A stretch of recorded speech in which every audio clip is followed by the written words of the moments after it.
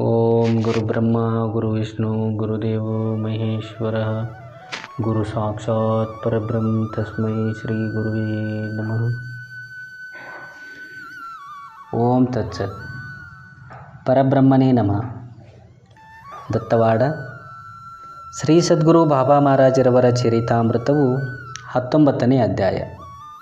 ಸೂಚನೆ: ಅಕ್ಷಯಾನ್ನವ ಮಾಡಿ ಮೇನ್ ಪ್ರತ್ಯಕ್ಷ ಶಿವಲಿಂಗೇಶನಂ ತಾನಕ್ಷಿಯಂ ನೋಡಿದಳು ಗೌರಾಬಾಯಿ ಭಕ್ತಿಯಲ್ಲಿ.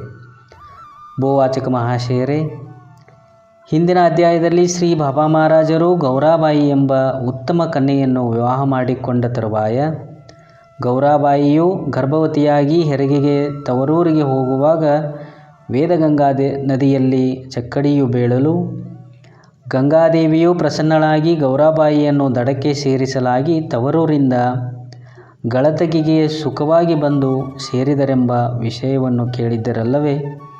ಮುಂದಿನ ಕಥಾಭಾಗವನ್ನು ಶ್ರದ್ಧೆಯಿಂದ ಶ್ರವಣ ಮಾಡಿರಿ. ಗಳತಗಿಯಲ್ಲಿ ಗೌರಾಬಾಯಿಯು 9 ಮಾಸಗಳು ತುಂಬಿ 10ನೇ ಮಾಸದಲ್ಲಿ ಹೆಣ್ಣು ಕೂಸನ್ನು ಪ್ರವಹಿಸಿದಳು. ಆ ಹೆಣ್ಣು ಕೂಸಿಗೆ ಕಾಶೀಬಾಯಿ ಎಂಬ ಹೆಸರನ್ನು ಇಡಲಾಯಿತು. ಗೌರಾಬಾಯಿಯು ಹೆಣ್ಣು ಕೂಸನ್ನು ಪ್ರವಹಿಸಿದಳೆಂಬ ವೃತ್ತಾಂತವು ದತ್ತವಾಡದಲ್ಲಿರುವ ಶ್ರೀ ಬಾಬಾ ಮಹಾರಾಜರಿಗೂ ತಾಯಕ ಬಾಯಕನವರಿಗೂ ಗೊತ್ತಾಯಿತು. ತಾಯಕ ಬಾಯಕನವರಿಗೆ ಗಂಡು ಸಂತಾನವಾಗಲಿಲ್ಲವೆಂಬ ಚಿಂತೆಯು ಮಾತ್ರ ಹೃದಯದಿಂದ ದೂರವಾಗಲಿಲ್ಲ. ಆದರೆ ಗೌರಾಬಾಯಿಯು ಮುಂದಾದರೂ ಪುತ್ರವತಿಯಾಗಬಹುದೆಂಬ ಭರವಸೆಯಿಂದಿದ್ದರು.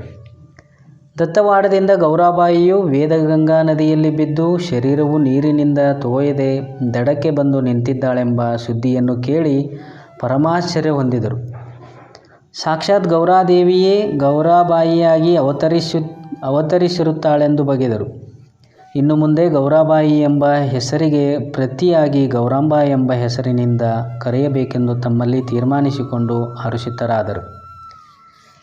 ಗಳತಗಿಯಲ್ಲಿ ಗೌರಾಬಾಯಿಯು ಪುತ್ರಿಯಂ ಪಡೆದು 5 ಮಾಸಗಳಾದ ನಂತರ ದತ್ತವಾಡಕ್ಕೆ ಹೊರಡಬೇಕೆಂದು ತಂದೆಗೆ ಸೂಚಿಸಿದಳು. ಪುತ್ರಿಯ ಅಭಿಪ್ರಾಯದಂತೆ ಲಿಂಗನಗೌಡರು ಪುತ್ರಿ ಪೌತ್ರಿಯರೊಡನೆ ದತ್ತವಾಡಕ್ಕೆ ಪ್ರಯಾಣ ಹೊರಟರು. ದತ್ತವಾಡಕ್ಕೆ ಬಂದು ಸರ್ವ ವಿಷಯಗಳನ್ನು ಪೂರ್ವದಲ್ಲಿ ದತ್ತವಾಡದಿಂದ ಹೊರಟು ವೇದಗಂಗಾ ನದಿಯಲ್ಲಿ ಗೌರಾಬಾಯಿಯು ತೋರಿಸಿದ ಪವಾಡವನ್ನು, ಪುತ್ರವತಿಯಾದದ್ದನ್ನು, ಅಲ್ಲಿ ಸುಖವಾಗಿ 5 ಮಾಸ ಕಾಲವನ್ನು ಕಳೆದದ್ದನ್ನು, ನಾನು ಪತಿಯಪುರಕ್ಕೆ ಹೋಗುತ್ತೇನೆ, ನನ್ನನ್ನು ದತ್ತವಾಡಕ್ಕೆ ಬಿಟ್ಟು ಬರಬೇಕೆಂದು ಪುತ್ರಿಯು ತನಗೆ ಹೇಳಿದ್ದನ್ನು ಮುಂತಾದ ಸಂಗತಿಗಳನ್ನು ಲಿಂಗನಗೌಡರು ಶ್ರೀ ಬಾಬಾ ಮಹಾರಾಜರಿಗೂ ತಾಯಕ ಬಾಯಕನವರಿಗೂ ತಿಳಿಸಿದರು. 3-4 ದಿವಸಗಳು ದತ್ತವಾಡದಲ್ಲಿದ್ದು ಅವರಿಂದ ಗಳತಗಿಗೆ ಹೋಗಲು ಅಪ್ಪಣೆಯನ್ನು ಪಡೆದು ಲಿಂಗನಗೌಡರು ಕೂಡ ಹೊರಟು ಹೋದರು. ಇತ್ತ ಶ್ರೀಗಳವರು ಯಥಾಪ್ರಕಾರ ಸ್ವರೂಪ ಸ್ಥಳದ ಭಕ್ತರಿಗೆ ಪ್ರತಿನಿತ್ಯ ವೇದಾಂತ ವಿಚಾರವನ್ನು ಪ್ರಬೋಧಿಸುತ್ತಲೇ ಇದ್ದರು. ಇವರ ಕೀರ್ತಿಯು ಧವಳಾಕಾರವಾಗಿ ದಿಶೆಗಳಿಗೂ ಹರಡುತ್ತಿತ್ತು. ಒಂದು ದಿವಸ ಶ್ರೀಗಳವರ ದರ್ಶನಕ್ಕಾಗಿ ಚಿಕ್ಕೋಡಿ ಚಿನ್ನಯ್ಯನವರು ಅದ್ರಶಪ್ಪನವರೆಂಬ ಶಾಲೆಯ ಉಪಾಧ್ಯಾಯರನ್ನು ಕರೆದುಕೊಂಡು ದತ್ತವಾಡಕ್ಕೆ ಬಂದರು. ಅದ್ರಶಪ್ಪನವರೆಂದರೆ ಮಹಾಶಿವಯೋಗಿಗಳು. ಇವರ ವಿಷಯವನ್ನು ಸ್ವಲ್ಪ ಮಟ್ಟಿಗೆ ವಿವರಿಸದೇ ಹೋದರೆ ಸೊಗಸೆನಿಸದು, ಸೂಕ್ತವೆನಿಸದು. ಆದ್ದರಿಂದ ಅದ್ರಶಪ್ಪನವರ ಸಂಗತಿಯನ್ನು ಇಲ್ಲಿ ಬರೆಯುತ್ತೇವೆ. ಬೆಳಗಾಂ ಜಿಲ್ಲೆಗೆ ಸೇರಿದ ಬೈಲಹೊಂಗಲ ತಾಲೂಕಿಗೆ ಸಂಬಂಧಪಟ್ಟ ಕಾದ್ರವಳ್ಳಿ ಎಂಬ ಗ್ರಾಮವಿದೆ. ಆ ಗ್ರಾಮದ ಸಮೀಪ ಮಲಪ್ರಭಾ ಪವಿತ್ರವಾದ ನದಿಯು ಪ್ರವಹಿಸುತ್ತಿದೆ. ಆ ಕಾದ್ರವಳ್ಳಿಯು ಈಗ ಪ್ರತಿ ಕೈಲಾಸವೆಂಬಂತಿದೆ. ಈ ಸಂಗತಿಯನ್ನು ಯಥಾಸ್ಥಾನದಲ್ಲಿ ವಿವರಿಸಲಾಗುವುದು. ಆ ಕಾದ್ರವಳ್ಳಿಯಲ್ಲಿ ಚೆನ್ನಬಸಯ್ಯ, ಗಂಗಮ್ಮ ಎಂಬ ದಂಪತಿಗಳು ದೈವಭಕ್ತಿ ತತ್ಪರರಾಗಿದ್ದರು. ಇವರು ಮೊದಲು ಗರಗವೆಂಬ ಗ್ರಾಮದಲ್ಲಿದ್ದವರು. ಆ ಗರಗದಲ್ಲಿ ಶ್ರೀ ಮಡಿವಾಳ ಸ್ವಾಮಿಗಳು ಇನ್ನೂ ಕೆಲವು ದಿವಸಗಳಲ್ಲಿ ನನ್ನ ಶರೀರವು ನಿಲ್ಲುವುದಿಲ್ಲವೆಂದು ಚೆನ್ನಬಸಯ್ಯನವರಿಗೆ ಹೇಳಿದರು. ಅದಕ್ಕೆ ಚೆನ್ನಬಸಯ್ಯನು ಕಣ್ಣೀರು ಬಿಡುತ್ತಾ, ಸ್ವಾಮಿ, ನಮ್ಮ ಗತಿ ಏನೆಂದು ಕೇಳಿದರು. ಆಗ ಮಡಿವಾಳ ಸ್ವಾಮಿಗಳು, ಜಗದುದ್ಧಾರ ದೆಸೆಯಿಂದ ಪ್ರಪಂಚದಲ್ಲಿ ಅದೃಶ್ಯನಾಗಿ ನಿನ್ನ ಪತ್ನಿಯಾದ ಗಂಗಮ್ಮನ ಗರ್ಭದಲ್ಲಿ ಅದೃಶ್ಯಪ್ಪನಾಗಿ ಜನ್ಮಿಸುವನೆಂದು ಹೇಳಿ ಚೆನ್ನಬಸಯ್ಯನವರ ದುಃಖವನ್ನು ಶಮನಗೊಳಿಸಿದರು. ನಂತರ ಕೆಲವು ದಿವಸಗಳಲ್ಲಿ ಗರಗದ ಶ್ರೀ ಮಡಿವಾಳ ಸ್ವಾಮಿಗಳು ಅದೃಶ್ಯರಾದರು. ಚನ್ನಬಸಯ್ಯನವರು ಕಾದ್ರವಳ್ಳಿಯಲ್ಲಿಯೇ ಇದ್ದರು. ಕೆಲವು ಮಾಸಗಳಲ್ಲಿ ಚನ್ನಬಸಯ್ಯನವರ ಪತ್ನಿಯಾದ ಗಂಗಮ್ಮನವರು ಗರ್ಭಧರಿಸಿ ಪುತ್ರನನ್ನು ಪಡೆದಳು. ಆ ಪುತ್ರನು ಶ್ರೀ ಮಡಿವಾಳ ಸ್ವಾಮಿಯ ಆಶೀರ್ವಾದದಿಂದಲೂ ಅಥವಾ ಅವರೇ ಇಲ್ಲಿ ಅದ್ರಶ್ಯ ರೂಪವಾಗಿ ಜನ್ಮಿಸಿದರೆಂದು ತಿಳಿದು ಆ ಪುತ್ರನಿಗೆ ಅದ್ರಶ್ಯಪ್ಪನೆಂದು ಹೆಸರನ್ನಿಟ್ಟರು. ಅದ್ರಶ್ಯಪ್ಪನವರು ಜನ್ಮಿಸಿದ್ದು 1884 ಇಸ್ವಿ ಜನವರಿ 9ನೇ ತಾರೀಕಿನ ದಿನ ಬ್ರಾಹ್ಮಿ ಮುಹೂರ್ತದಲ್ಲಿ ಜನ್ಮಿಸಿದರು. ಅದ್ರಶ್ಯಪ್ಪನವರು ಬಾಲ್ಯದಲ್ಲಿಯೇ ವಿದ್ಯಾವ್ಯಾಸಂಗದಲ್ಲಿ ಹೆಸರು ಗಳಿಸಿ ಧಾರವಾಡದ ಕಾಲೇಜಿನಲ್ಲಿ ವಿದ್ಯಾಭ್ಯಾಸದಿಂದ ತೇರ್ಗಡೆ ಹೊಂದಿದವರು. ಅಲ್ಲದೆ ಸರ್ಕಾರದವರು ಅದ್ರಶ್ಯಪ್ಪನವರಿಗೆ ಉಪಾಧ್ಯಾಯ ಪದವಿಯನ್ನಿತ್ತರು. ಆ ಸರ್ಕಾರದವರ ಅನುಮತಿಯಂತೆ ಉಪಾಧ್ಯಾಯರಾಗಿ 1906ನೇ ಇಸ್ವಿಯಲ್ಲಿ ಚಿಕ್ಕೋಡಿಗೆ ಬಂದಿದ್ದರು. ಆ ಚಿಕ್ಕೋಡಿಯಲ್ಲಿರುವ ಸಾವಳಗಿ ಮಠದಲ್ಲಿ ಅದ್ರಶ್ಯಪ್ಪನವರು ವಾಸವಾಗಿದ್ದರು. ಅಲ್ಲಿ ಪ್ರತಿನಿತ್ಯವೂ ಚಿನ್ನಯ್ಯ ಸ್ವಾಮಿಗಳು, ಸಂಗೊಳ್ಳಿ ಮಲ್ಲಪ್ಪನವರು, ಅದ್ರಶ್ಯಪ್ಪನವರು ವೇದಾಂತ ಶಾಸ್ತ್ರವನ್ನು ಹೇಳಿ ಕೇಳುವ ಸದ್ವ್ಯಾಸಂಗದಲ್ಲಿ ಕಾಲ ಕಳೆಯುತ್ತಿದ್ದರು. ಚಿನ್ನಯ್ಯ ಸ್ವಾಮಿಗಳು ಶ್ರೀಗಳವರ ಪ್ರಿಯ ಶಿಷ್ಯರಾದ್ದರಿಂದ ತಮ್ಮ ಗುರುಗಳ ಪ್ರಭಾವವನ್ನು ಆಗಾಗ್ಗೆ ಅದ್ರಶ್ಯಪ್ಪನವರಿಗೆ ತಿಳಿಸುತ್ತಿದ್ದರು. ಅಂದರೆ ಶ್ರೀ ಬಾಬಾ ಮಹಾರಾಜರು ಅಂಕಲ್ಗೆ ಅಡವೀಶನ ಅಪರಾವತಾರ ಮೂರ್ತಿಗಳಂತಲೂ, ಅವರು ಅನೇಕ ದೇಶಗಳನ್ನು ಸಂಚರಿಸಿ ಅಲ್ಲಲ್ಲಿ ಅನೇಕ ಪವಾಡಗಳನ್ನು ಬಿತ್ತಿರಿಸಿದವರೆಂತಲೂ, ಅಲ್ಲದೆ ವೇದಾಂತ ವಿಷಯ ಪ್ರವಚನದಲ್ಲಿ ಬಲ್ಲಿದರೆಂತಲೂ, ಶ್ರೋತ್ರಿಯ ಬ್ರಹ್ಮನಿಷ್ಠಾ ಗರಿಷ್ಠರೆಂತಲೂ, ಸಮದರ್ಶಿಗಳೆಂತಲೂ, ಪರೋಪಕಾರ ಚಿತ್ತರೆಂತಲೂ ಮುಂತಾಗಿ ಅವರ ಅನೇಕ ಮಹಿಮೆಗಳನ್ನು ಅದ್ರಶ್ಯಪ್ಪನವರಿಗೆ ತಿಳಿಸಿದರು. ದತ್ತವಾಡದಲ್ಲಿ ಜರುಗಿದ ಮಹಾಸಭೆಯ ಸಮಾಚಾರವನ್ನು ಮತ್ತು ಗೌರಾಂಬೆಯು ವೇದಗಂಗಾ ನದಿಯಲ್ಲಿ ಜರುಗಿಸಿದ ಪವಾಡವನ್ನು ವಿಸ್ತಾರವಾಗಿ ತಿಳಿಸಿದರು. ನನಗೆ ಅವರು ಪರಮ ಗುರುಗಳೆಂತಲೂ ತಿಳಿಸಿದರು. ಚಿನ್ನಯ್ಯ ಸ್ವಾಮಿಗಳು ತಿಳಿಸಿದ ಸಂಗತಿಯನ್ನು ಕೇಳಿ ಅದ್ರಶ್ಯಪ್ಪನವರಿಗೆ ಮಹಾರಾಜರ ದರ್ಶನಾಪೇಕ್ಷೆಯು ಹೃದಯದಲ್ಲಿ ಬಲವಾಗಿ ಬೇರೂರಿತು. ಶ್ರೀ ಚಿನ್ನಯ್ಯ ಸ್ವಾಮಿಗಳನ್ನು ಕುರಿತು ಅಂತಹ ಮಹಾತ್ಮರ ದರ್ಶನವನ್ನು ನನಗೆ ಮಾಡಿಸಿರಿ ಎಂದು ಅದ್ರಶ್ಯಪ್ಪನವರು ಕೇಳಿಕೊಂಡರು. ಚಿನ್ನಯ್ಯ ಸ್ವಾಮಿಗಳು ನಿಮ್ಮ ಇಚ್ಛೆಯಂತೆ ದತ್ತವಾಡಕ್ಕೆ ಹೋಗೋಣವೆಂದು ಹೇಳಿದರು. ಉಪಾಧ್ಯಾಯರಾದ ಅದ್ರಶ್ಯಪ್ಪನವರಿಗೆ ಭಾನುವಾರದ ದಿವಸ ಶಾಲೆಯಿಂದ ವಿರಾಮವೂ ದೊರೆಯಿತು. ಅದ್ರಶ್ಯಪ್ಪನವರು ಚಿನ್ನಯ್ಯ ಸ್ವಾಮಿಗಳೊಡನೆ ದತ್ತವಾಡಕ್ಕೆ ಬಂದರು. ಅಲ್ಲಿ ಶ್ರೀಗಳವರು ವಿರಾಮ ಕುರ್ಚಿಯ ಮೇಲೆ ಹಾಯಾಗಿ ಕುಳಿತಿದ್ದರು. ಅದ್ರಶ್ಯಪ್ಪನವರು ಆ ದಿವ್ಯ ಮೂರ್ತಿಯನ್ನು ಕಂಡು ಪರಮಾನಂದವಾಗಿ ಶ್ರೀಗಳವರಿಗೆ ದಂಡವತ್ ಪ್ರಣಾಮ ಮಾಡಿ ಆನಂದ ಬಾಷ್ಪಗಳಿಂದ ಶ್ರೀಗಳವರ ಪಾದಗಳನ್ನು ತೊಳೆದರು. ಸಾಷ್ಟಾಂಗ ನಮಸ್ಕಾರ ಮಾಡಿದ ಅದ್ರಶ್ಯಪ್ಪನ ಭಕ್ತಿ ವಿಶೇಷವನ್ನು ಕಂಡು ಶ್ರೀಗಳವರು ಕೃಪಾದೃಷ್ಟಿಯಿಂದ ನೋಡಿ ತನ್ನ ಅಭಯ ಹಸ್ತವನ್ನು ಮಸ್ತಕದ ಮೇಲಿಟ್ಟರು.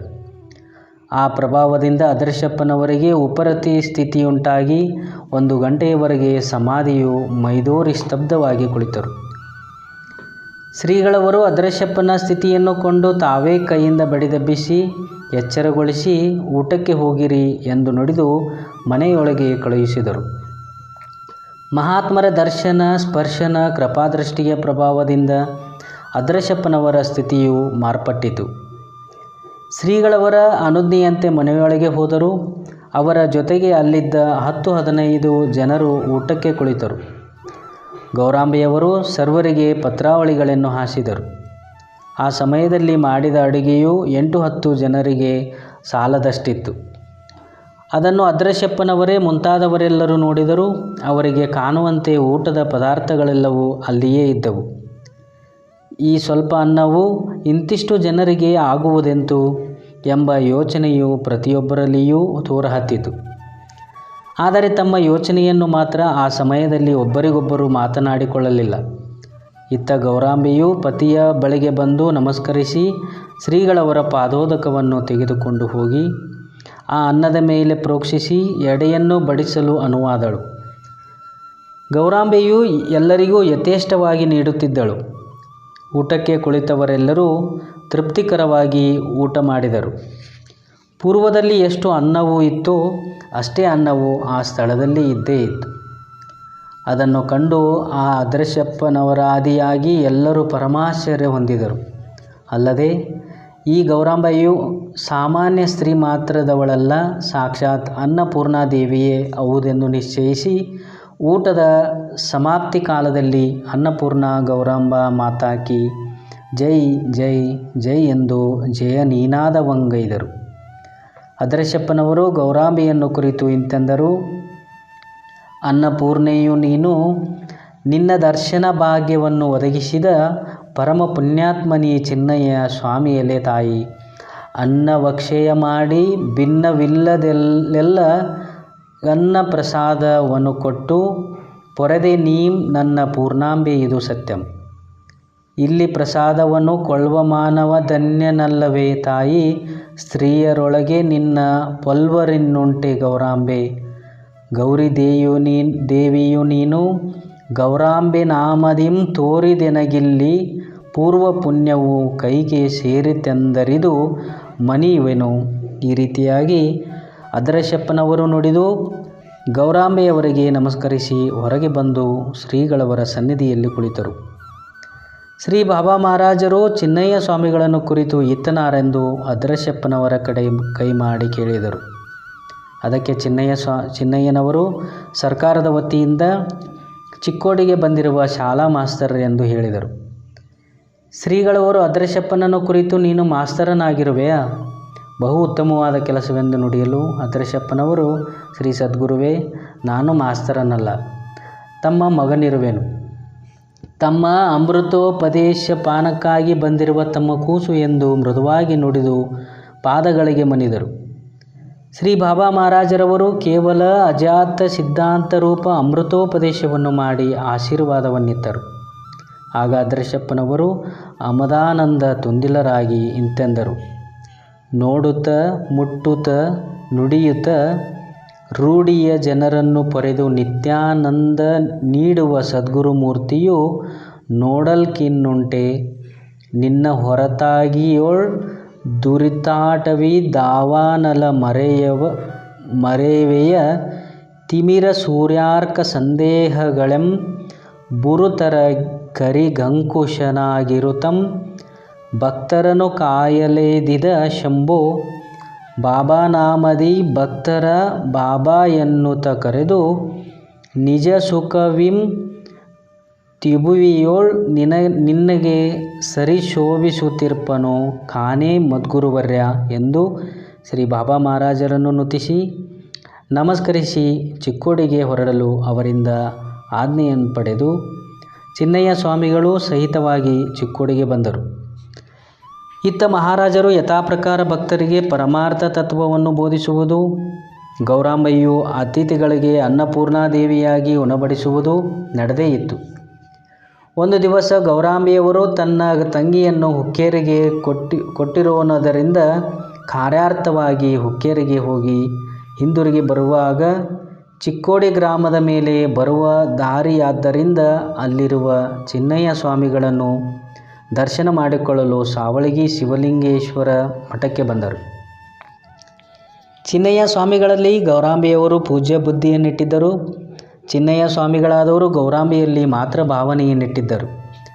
ಗೌರಾಂಬೆಯವರು ಚಿನ್ನಯ್ಯ ಸ್ವಾಮಿಗಳನ್ನು ದರ್ಶನ ಮಾಡಿಕೊಂಡ ನಂತರ ಶ್ರೀ ಶಿವಲಿಂಗೇಶ್ವರನ ಗದ್ದುಗೆಗೆ ಬಳಿಗೆ ಬಂದು ಭಕ್ತಿಯಿಂದ ನನ್ನ ಗರ್ಭದಲ್ಲಿ ಪುತ್ರನು ಉದ್ಭವವಾಗುವುದಕ್ಕೆ ಕಾರಣವಾದ ಆಶೀರ್ವಾದವನ್ನು ಮಾಡಬೇಕೆಂದು ಆ ಶಿವಲಿಂಗೇಶ್ವರನನ್ನು ಕೇಳಿಕೊಂಡರು ಮತ್ತು ನಿಶ್ಚಲವಾದ ಭಕ್ತಿಯಿಂದ ಕೈಗಳನ್ನು ಜೋಡಿಸಿಕೊಂಡು ನಿಂತಿದ್ದರು.